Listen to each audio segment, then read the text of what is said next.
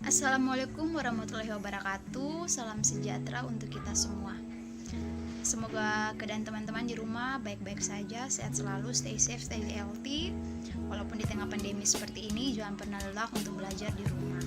Oke, saya Indah Dejera. Saya sebagai pemateri dari kelompok 4 perwakilan yang akan membawakan materi mengenai rasionalisme. Namun sebelum itu, saya akan mengenalkan teman-teman dari anggota kelompok saya.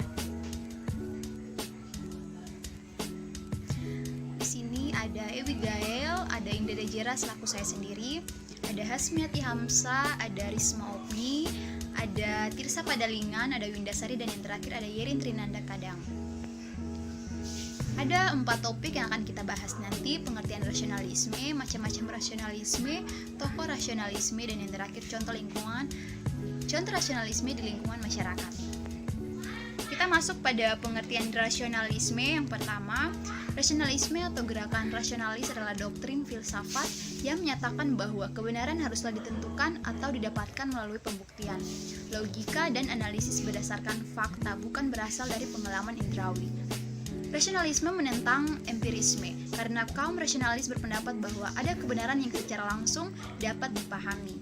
Dengan kata lain, orang-orang yang menganut paham rasionalis ini menegaskan bahwa beberapa prinsip rasional yang ada dalam logika, matematika, etika, dan metafisika pada dasarnya semuanya itu benar. Kita masuk pada macam-macam rasionalisme. Ada 2 macam sini. Yang pertama, bidang agama. Dalam bidang agama, rasionalisme adalah lawan autoritas. Rasionalisme dalam bidang agama biasanya digunakan untuk mengkritik ajaran agama. Rasionalisme dalam bidang filsafat. Rasionalisme adalah lawan empirisme. Rasionalisme dalam bidang filsafat terutama berguna sebagai teori pengetahuan. Kita next, humanisme juga di next nanti.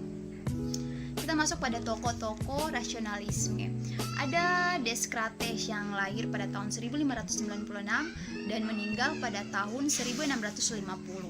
Dia ini memiliki 2 buku. Yang pertama ada buku yang berjudul Cours de la Méthode pada tahun 1537 dan buku Meditations pada tahun 1642. Kedua buku ini saling melengkapi satu sama lain. Di dalam kedua buku inilah ia menuangkan metodenya yang terkenal itu. Metode itu juga sering disebut Cogito Descartes atau metode Cogito saja, bahwa dasar filsafat haruslah akal atau rasio. Yang kedua ada Spinoza yang lahir pada tahun 1632 dan meninggal pada tahun 1677. Jadi dia ini setelah mengucilkan dirinya dari agama Yahudi, ia mengubah namanya menjadi Benedictus de Spinoza.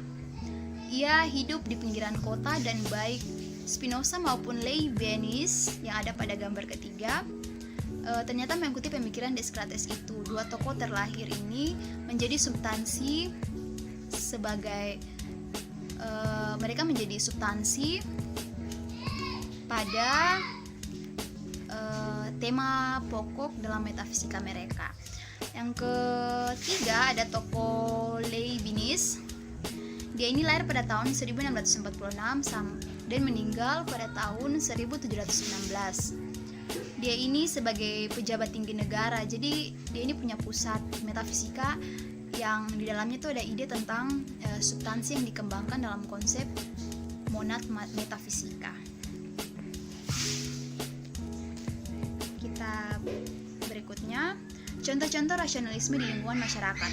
Yang pertama ada seorang penjahat akan dipenjarakan dan dihakimi secara hukum jika dia itu adalah seorang penjahat. Yang kedua ada agar mendapat uang manusia harus bekerja keras. Yang ketiga, jika ingin nilai bagus harus belajar dengan maksimal.